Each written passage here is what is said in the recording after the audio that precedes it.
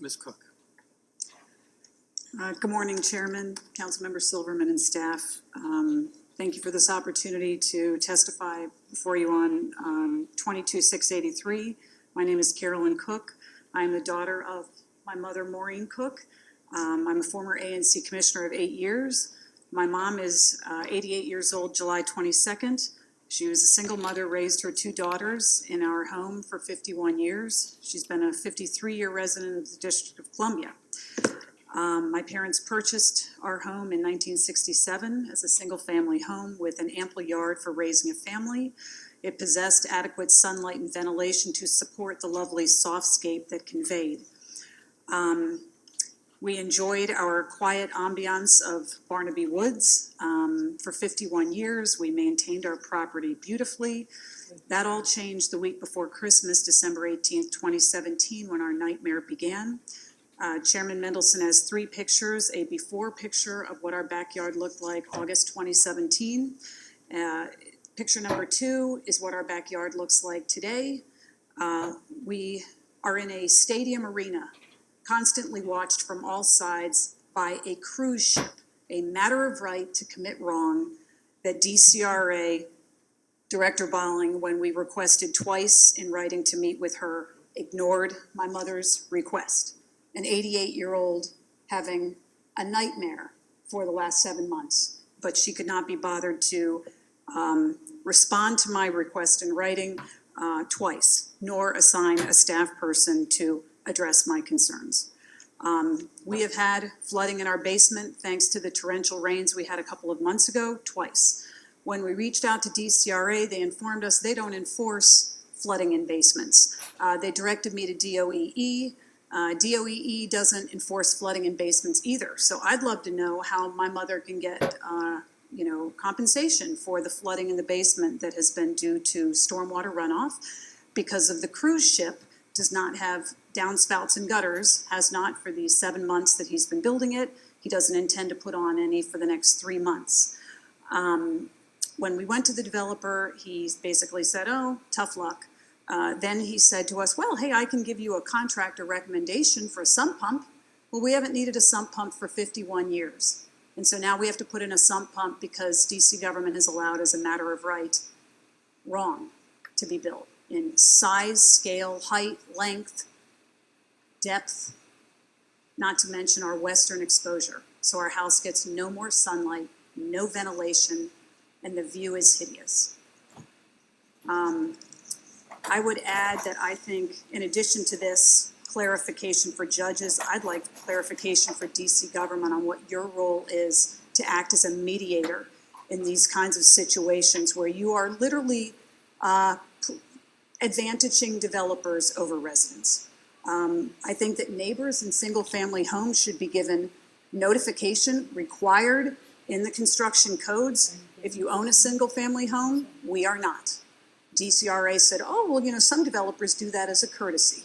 Well, I haven't met one yet, and ours certainly did that. So every day has been a shock and awe trying to figure out what was going to come up. And I went down to DCRA after I was told it was none of my business to get a copy of the plans. When I went down there, I was told that, no, I couldn't see them because they were in the top secret projects database, and I had to go home and file a FOIA request and wait another month to see the designs of the plans of the nightmare that's being built next to my mother's house. I think that ANCs should have an opportunity when we get notification as residents, if that could happen, to at least hear both sides, to hear the developer, hear the resident, and be able to make a recommendation if they think it's warranted, that perhaps there could be a compromise on what is absolutely allowed for the developer for his sole profit and how it may actually harm the resident. I don't know why we are elected officials in our neighborhoods. We know our neighborhoods. I'm no longer one, but I was for 8 years. We know our neighborhoods better than anybody down here. And for ANCs to not have an opportunity to weigh in on matter of right developments, whether or not you take those recommendations, Director Bolling, or not, that is democracy, and it's not happening, and it is absolutely disgraceful. I do think that there should be a provision that covers the special tree law because there is a loophole in that that I notified Councilmember Allen 2 years ago when I noticed it because of our situation with the developer. Because of his McMansion, his crew has been able to hack special trees, 3 of them. One of them needs to come out now. When I went to urban forestry and I said, why didn't you protect this tree? They said, well, you know, it was kind of in the way.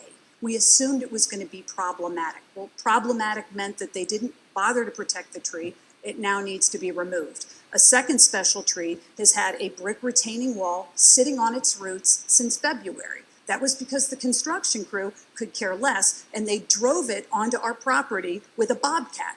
Guess what? Called urban forestry, no response. They won't even get the developer to remove his brick retaining wall out of our property off our special trees.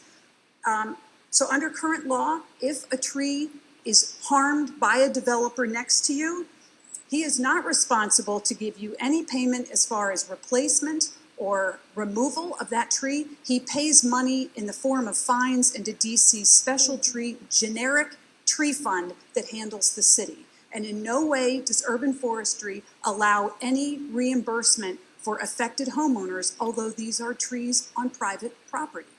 And I think if DC government is going to take authority for our private property trees and it's going to make decisions about their well-being without a homeowner present, without us to be able to weigh in, to let them hack our branches and let us hope that these trees survive with hacked branches and no sunlight and no guarantee from DC government, no inspection notice, he even cut our tree root. Councilmember Mendelson, we can't even get urban forestry to give us a note that said, he cut your tree root. If it dies in 5 years, come back and talk to us. Nothing. So I have to say that I am so mortified as a former ANC commissioner to have experienced this firsthand, having retired as an ANC, and see that there is absolutely no compassion in DC government for what you are putting homeowners through. At 88 years old, I would like any one of you to imagine your parents going through this in what could be the last year of their life, a matter of right. Please share the picture.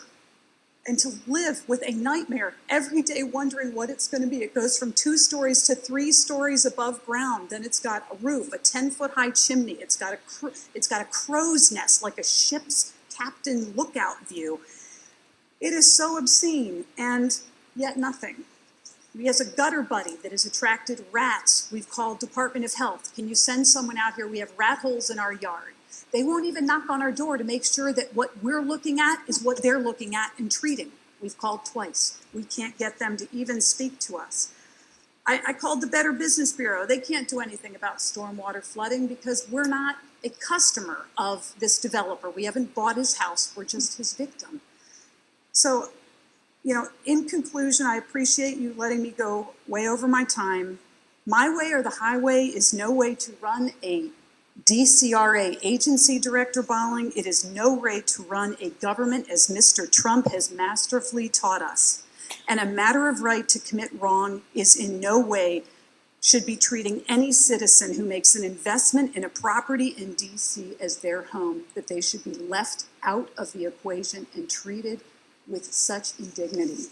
I urge the Council of the Whole to not only pass this bill, but seriously sit down and have a town hall with residents, with district officials on the issues from all angles, developers, lawyers, everybody.